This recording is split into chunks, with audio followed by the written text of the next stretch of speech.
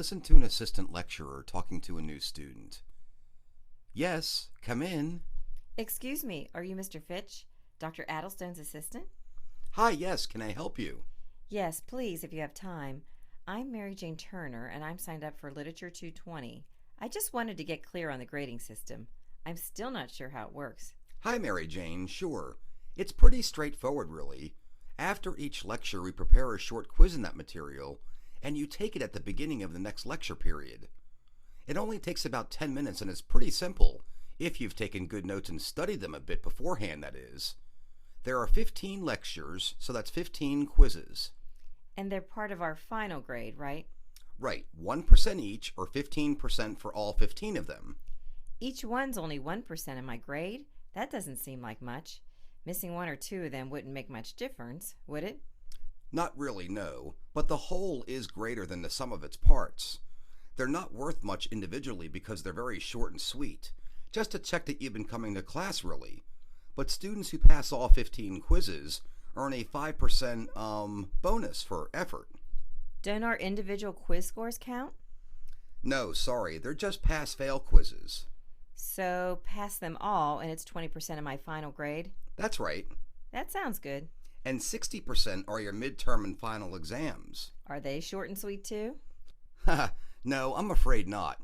They're not like the quizzes. They're 90-minute tests and require a good bit of writing in addition to the objective questions. The midterm covers the first 8 lectures, the Founding Fathers to Mark Twain. The final mainly covers World War I to the present, from Lecture 9 on. So first half authors won't be on the final? That's not what I said. I said it's mainly on the second half of the course. Professor Addlestone will be keeping you honest with a few questions about American literature before the First World War II. I see. And they're 30-30? Yes, 30% for the midterm, 30% for the final, and up to 20% for the weekly quizzes. And then up to 10% each for your essays. You'll need at least a 90% for an A, 80% for a B, and 70% for a C. Could you tell me something about what is expected with our essays? There are 2 of them, right? Yes, you're required to write 2 short critical essays on American authors of your choice from anywhere in American literary history, and we'll be looking carefully at your writing style and ability as much as the content of your essays. The professor's a real stickler for overall literacy. So I can choose any author in the syllabus?